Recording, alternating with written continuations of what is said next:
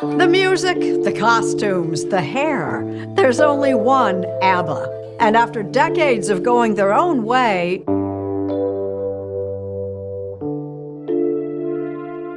Benny Andersson has been a music legend for decades.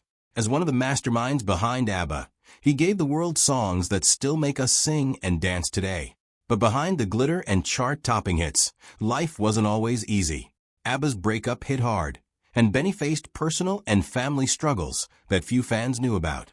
He kept most of it private, choosing to let the music speak for him. But now, at 78, Benny has finally opened up about the truth, about her, about his past, and about what's really going on with ABBA today. Join us as we take a closer look at Benny's journey from the start and see what he has finally confessed. Early life and first steps in music. Benny Andersson was born on the 16th of December, 1946, in the Vasan district of Stockholm. His father, Gast Andersson, was a civil engineer, and his mother was Layla. He had a younger sister, Eva-Lise, who was born in 1948. Music was in his blood from the start. Both his father and grandfather Ephraim played the accordion. When Benny was 6 years old, they bought him his own accordion and introduced him to Swedish folk music, traditional music, and a style called Schlager. He quickly developed a love for all kinds of music. The first records he owned were Dubas Music by Katarina Valente and Elvis Presley's Jailhouse Rock. He especially loved the song Treat Me Nice on the flip side because it had a piano. This mix of different music styles would influence him for the rest of his life. At the age of 10, Benny got his own piano and taught himself to play. He was inspired by musicians like Brian Jones. School didn't hold his interest for long, so he left at 15 and started performing at youth clubs. During this time, he met his first girlfriend, Christina Granville. They had 2 children together, Peter, born in 1963, and Helen, born in 1965. In early 1964, Benny and Christina joined a group called Ulvrits Spelmanslag, which means the Electricity Board Folk Music Group. The name was a playful joke about their electric instruments. They played mostly instrumental songs like Baby Elephant Walk. And this was when Benny began writing his first songs, The Hepstars and Rising Fame. In October 1964, Benny's career took a big step forward when he joined the pop band, The Hepstars, as their keyboardist. Just a few months later, in March 1965, the band had their breakthrough with the hit song Cadillac. The Hears quickly became one of the most famous Swedish pop bands of the 1960s. Benny became not just their keyboard player, but also the main musical force behind the group, as well as a teen idol. At first, the band played mostly cover versions of international hits, but Benny soon began writing songs for them. He gave the band several big hits, including No Response, Sunny Girl, Wedding, Consolation, It's Nice to Be Back, and She Will Love You. These songs helped shape their identity and proved Benny's talent for creating memorable music. Benny met Björn Ulvaeus in June 1966, and the two quickly began writing songs together. Their first song was Isn't It Easy to Say, which was later recorded by the Hepstars. Benny also worked with Lasse Berghagen, and together they wrote several songs. One of their entries, Hedgeclown, came second in the 1969 Melody Festival, Sweden's Eurovision Song Contest Finals. That same event changed Benny's life in another way. He met singer Annie Frid Lingad, and they soon became a couple. Around the same time, Bjorn met singer Agnetha Falskog. These personal relationships naturally led to the close collaboration between the four of them in the years that followed. Benny and Bjorn scored their first songwriting hits in 1969 with Luva Sexatal for Britteborg and Spellman for the Heap Stars. As the two couples began helping each other in recording sessions, the powerful blend of Agnia and Annie Fred's voices convinced Benny and Bjorn to model their group after successful mixed vocal acts of the time. Benny's connection with Annie Fred also grew through music. He produced her 1969 single Peter Pan and later her debut album Frida in 1971. She kept busy with reviews and cabaret shows in Stockholm, while Agnetha starred in the Swedish version of Jesus Christ Superstar in 1972. By the early 1970s, all four were supporting each other's music careers, laying the foundation for something bigger, the beginning of ABBA. The first time the four performed together was in April 1970 during a trip to Cyprus. They sang for fun on the beach, but it turned into an impromptu concert for United Nations soldiers stationed there. Around that time, Benny and Bjorn were recording their first joint album, Lycka, with Agnetha and Annie Fred providing backing vocals on several tracks. Later that year, they launched a stage act called Festfokus, which means party people, but can also mean engaged couples. They debuted on the 1st of November, 1970 in Gothenburg. The show received mostly negative reviews except for their performance of Hedge Gamman, Hello Old Man, which became their first hit together.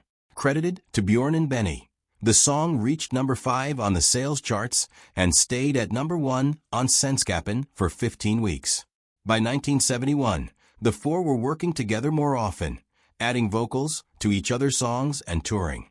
Benny and Bjorn released more singles like Date Con Ingen Dr. Help and No Doctor Can Help With That and Tank Om Jordan Vorong Imagine If Earth Was Young with Agnetha and Annie Fred's voices playing a bigger role. In the summer of 1971, Agnetha and Bjorn, now married, began performing regularly with Benny at Swedish folk parks. Andersson, the head of Polar Music, believed strongly that Benny and Bjorn could achieve worldwide success. He encouraged them to keep writing, and after some near misses they entered the 1972 Melody Festival with Sag Date Met and sang Say It with a Song, which came third and became a hit in Sweden. Then an unexpected success came from Japan, where their song She's My Kind of Girl made it into the top 10 in 1972. The real spark came in June 1972, when they released People Need Love with Agnetha and Annie Fred featured more prominently. It was credited to Bjorn and Benny, Agnetha and Annie Fred. And while it only reached number 17 in Sweden, it was enough to prove they had something special. It even charted in the United States, marking the first small step toward what would soon become ABBA's worldwide success. Ring Ring and the birth of the name ABBA. In 1973, the group, still going by the long name Bjorn and Benny, Agnetha and Annie Fred, entered Melodifestivalen again with their song Ring Ring. Producer Michael B. Trito gave the track a special wall of sound feel that would later become ABBA's signature. The song was also given English lyrics by Neil Sedaka and Phil Cody. Many thought it would win, but it only came third in the contest. Even though it didn't make it to Eurovision, the song and album Ring Ring became hits in several European countries and in South Africa. That same year, Agnetha had her daughter Linda and was briefly replaced by Inger Brunn for a trip to West Germany. Around this time, manager Stig Andersson decided the group needed a shorter name. He began calling them ABBA, a playful nod to a Swedish fish canning company of the same name. Permission was granted as long as the band didn't bring shame to the brand. ABBA was simply the first letters of each member's first name, and by late 1973, it appeared on studio paperwork. A few years later, their famous logo with the backwards B was created during a photo shoot when Benny accidentally held his letter the wrong way, inspiring the final design. By 1976, the mirrored B became a permanent part of ABBA's image. Waterloo in the breakthrough years. In 1974, ABBA were invited to compete again in Melody Die Festival.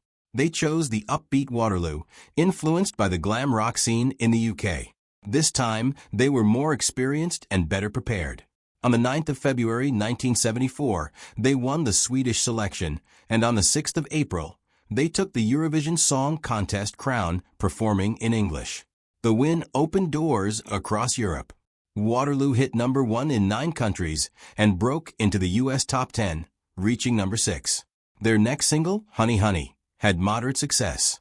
But in the UK, their label chose to re-release Ring Ring instead. Some began wondering if they were just a one-hit wonder. In late 1974, they toured parts of Europe, but not all shows sold out, forcing some cancellations. Things changed in early 1975 when they toured Scandinavia and played to packed venues.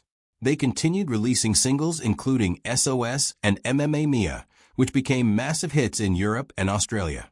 In Australia, their songs dominated the charts thanks to TV's Countdown. Mamma Mia stayed at number 1 for 10 weeks. By early 1976, ABBA had become a household name in many countries, although breaking into the U.S. album market was still difficult. In March 1976, ABBA released Greatest Hits, their first UK #1 album, which included the new song Fernando. It became one of their biggest hits ever, topping charts in at least 13 countries and selling over 10 million copies worldwide. Later that year, they released Arrival, which took their success to a new level. The album included Money, Money, Money, Knowing Me, Knowing You, and their most famous hit, Dancing Queen, which topped charts globally, including in the United States. In January 1977, they launched their first major tour, starting in Norway and traveling through Europe before heading to Australia. There they played for huge crowds despite challenges like heavy rain and even a bomb scare in Perth. The Australian tour was so intense it was later captured in ABBA the movie. By the end of 1977, they released ABBA the album alongside the movie. Then in April 1979, ABBA released Vowels, recorded partly in Miami's famous Criteria Studios. It included hits like Chiquitita, I Have a Dream, and Does Your Mother Know? While the singles didn't all reach #1 in the UK, they were chart toppers in Belgium and popular in many other countries. Later that year, they released Greatest Hits Vol. 2, which featured Gimme, Gimme, Gimme, A Man After Midnight, another international hit. In September 1979, they began ABBA, the tour in North America, playing to sold-out arenas. The tour continued in Europe, including 6 nights at London's Wembley Arena. In 1980, they traveled to Japan for 11 sold-out concerts, their last major tour. That July, they released The Winner Takes It All, which many thought reflected Bjorn and Agnese's divorce, though both denied it was personal. In November, they released Super Trooper, which broke UK records with over 1 million pre-orders. Its title track was their final UK #1.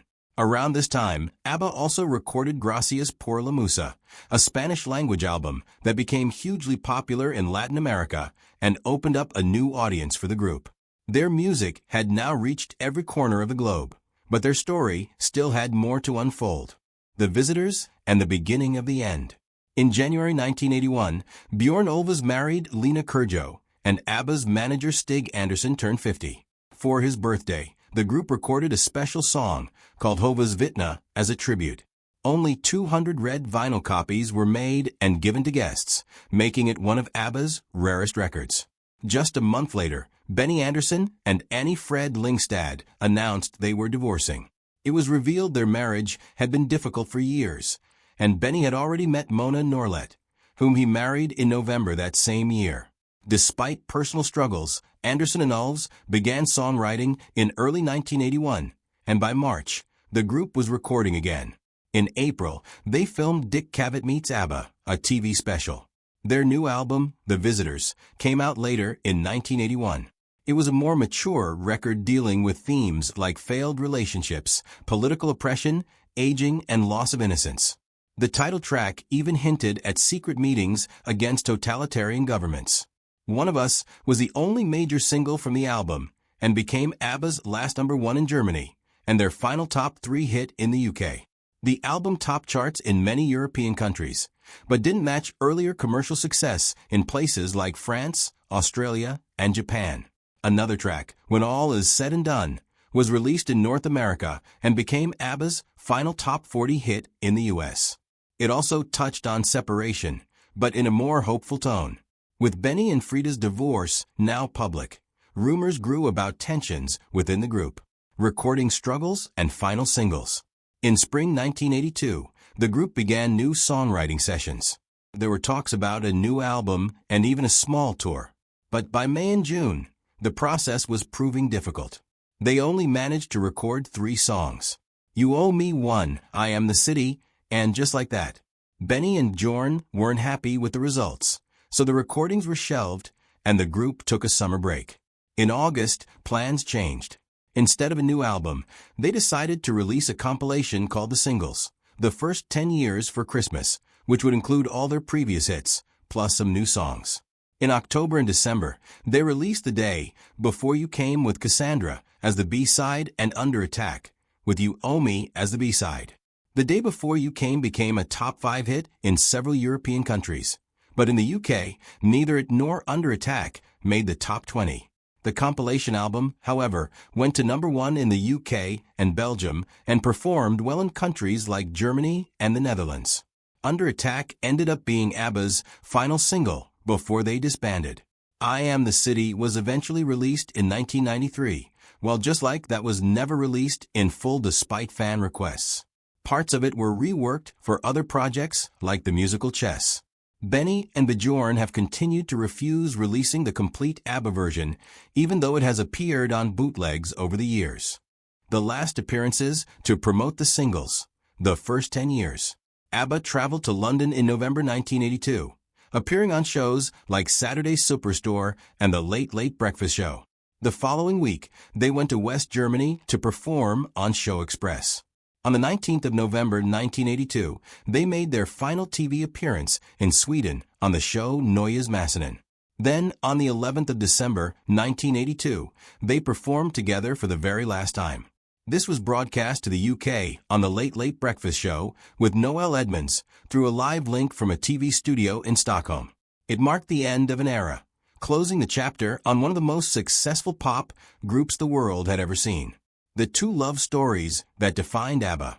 You see, ABBA was more than just a band with catchy songs and glittering costumes. They were two real-life couples. Agneth Falskog with Bjorn Ulvaeus and Benny Andersson with Annie Fried Frida Lyngstad. Their romance stories were part of ABBA's charm in the early 1970s. Fans loved the idea that the same people singing love songs on stage went home together at night. Agnetha met Bjorn in 1968 when he was with the Who Tiny Singers. They married in July 1971 with Benny playing the organ at their wedding. They had their daughter Linda in 1973 and son Peter in 1977. But fame wasn't always kind. Touring and constant pressure put a strain on their marriage. In 1979, at the height of ABBA's success, they split. The breakup was painful for Agnetha, who later said she needed therapy. Reports claimed Bjorn had a new girlfriend, Lena Kurjo, within a week. Around this time, Bjorn wrote, "The Winner Takes It All," which Agnetha sang with lines like, "Tell me, does she kiss like I used to kiss you?" She admitted it was emotional, but said, "It was fantastic to do that song because I could put in such feeling." While they told the media it was a happy divorce, Agnetha later said, "Obviously, we all know there are no such things as happy divorces, especially when there are children involved." Benny and Frida's story began in 1969, and they were living together by 1971. They didn't marry until October 1978, when ABBA was at its peak. But just 2 years later, in 1980, they separated. Benny told reporters they were still friends, but the real reason became clear. He had met another woman, TV producer Mona Norlet, whom he married in 1981. Frida said they decided to be completely honest about their problems. She explained, "We simply grew out of each other. Breaking up became a necessity." Like Agnetha and Bjorn, they tried to continue in ABBA after their split, but the chemistry had changed. By 1982, both marriages were over, and so was ABBA's golden run. Life after the breakups. When ABBA ended, Bjorn and Benny stayed busy and hugely successful. They wrote the hit musical Chess, worked on Mamma Mia for stage and film, and produced music for other artists. Their fame and fortunes kept growing, with each worth hundreds of millions. Frida and Agnetha's lives took a different path away from the spotlight and filled with personal struggles. Agnetha battled stage fright, a fear of flying, and the pain of being away from her children during tours. Her shyness and weaker English, compared to the others, made her feel less confident in public. After her split from Bjorn, she had several relationships, including with a psychiatrist who had once tried to save her marriage and a detective who was protecting her children from kidnap threats. She remarried in 1990 to surgeon Thomas Sonnenfeld, keeping it secret until they divorced 3 years later. Tragedy struck when her mother took her own life, followed by her father's death a year later. Agnetha became more withdrawn, avoiding public life and even music. In one of the strangest turns in her life, she began a relationship with Guy van der Graaf, a Dutch fan who had stalked her for years. She later admitted, "I felt I could not resist anymore. I wanted to know him." The relationship ended badly, with GE returning to stalk her again after their split, leading her to seek court protection. Agnetha eventually moved deep into the Swedish countryside, living in seclusion much like Swedish legend Greta Garbo, even saying at one point, "I want to be alone." For years, she didn't sing or even listen to music until surprising fans in 2004 with a new album, My Coloring Book. But just as quickly, she stepped back from the public eye again. Frida's journey through loss and change. Frida's story carried its own shadows. She was a child of a wartime romance between her Norwegian mother and a German soldier during World War II. Her mother, Sine, was just 16 when she met Alfred, a married Wehrmacht sergeant. Food was scarce, and he brought her a sack of potatoes, a gift that led to a brief relationship. Frida was born in 1945, but her father was sent back to Germany before meeting her. Facing public shame in Norway, Sine fled to Sweden with baby Frida and her mother, Ane. Tragically, Sine died of kidney failure at 21, leaving Frida to be raised by her grandmother. She grew up believing her father had drowned until a reunion was arranged in 1977 after his niece recognized her from an interview. The meeting was short-lived, with Frida saying, "It's difficult to get a father when you're 32 years old." By the time she met Benny in 1969, Frida had already been married and divorced with 2 children from her first marriage. She and Benny married in 1978, but after their split in 1981, she was deeply hurt to see him marry someone else so quickly. After ABBA ended, she moved to London, then settled in Switzerland. In 1992, she married into German royalty, becoming Her Serene Highness, Princess Anneford of Reuss. But tragedy followed her. Her 30-year-old daughter was killed in a car accident in New York in 1998, and the next year, her husband Prince Heinrich died of cancer. Frida withdrew from public life, saying her faith helped her through the pain. In more recent years, she has found happiness again in Zurich, Switzerland, with Viscount Hamilton, heir to the W.H. Smith fortune. The long road to reunion. After ABBA split, the idea of a reunion became music's most asked question. Offers poured in, including a reported $1 billion in the early 2000s for a concert series, which they turned down. For decades, they were only seen together at rare events like the Mamma Mia musical and movie premieres. But in 2018, something changed. All 4 began talking about working together again. At first, they planned just 2 new songs, but this grew into a full album, Voyage, released in 2021. Bjorn recalled the first day back in the studio saying, "I looked around and I looked into Agnia's eyes and Frida's eyes, and there's the same kind of feeling, the warmth and the friendship and the bonds." They also announced a high-tech concert experience with digital avatars performing in London, giving fans a new way to see the group. ABBA Voyage, a modern stage for timeless music. ABBA Voyage first opened in 2022, and it's not your typical concert. Instead of the band performing live, fans watched digital avatars of the 4 members as they looked in their 1970s glory days. The holographic show plays inside a custom-built arena in Stratford's Queen Elizabeth Park in London, the site of the 2012 Olympics. The set list is packed with crowd favorites like Dancing Queen, Waterloo, and Mamma Mia, and the high-tech production makes it feel as though ABBA are right there in the room. The project has been a massive hit both with audiences and financially. According to a new report, ABBA Voyage has pumped £322 million into the British economy, with more than 1 million tickets sold at prices up to £181.50. And it's not just the numbers. The show has kept ABBA's music alive for new generations, while giving longtime fans a nostalgic thrill. For the 3rd anniversary starting May 27th, the production introduced a little added something to the set list, giving returning visitors a fresh reason to come back. While Agnetha Falskog and Bjorn Ulvaeus couldn't be there for the anniversary, Benny and Frida's appearance gave the celebration an emotional touch. It showed that even after decades, breakups, and life changes, ABBA's story is still being written, not just through their music, but in moments like these, where the past and present stand together on the same stage. Speaking of which, on May 27, 2025, something special happened at ABBA's Voyage show in London. Benny's heartfelt words about Frida.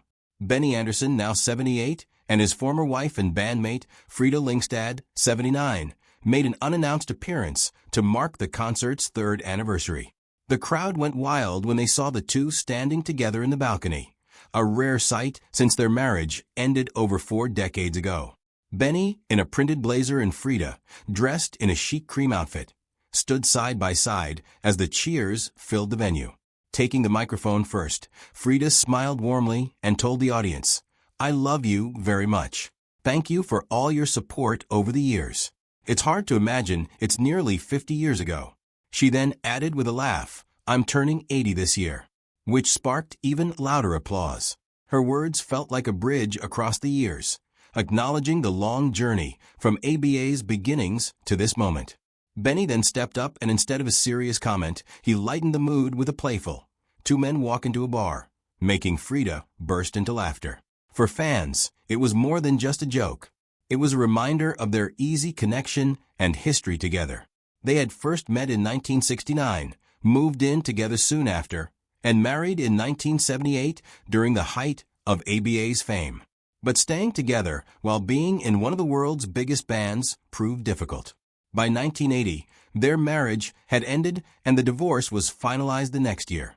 At the time, Benny admitted, "Frida and I are still friends. We decided to stay together for the sake of the music."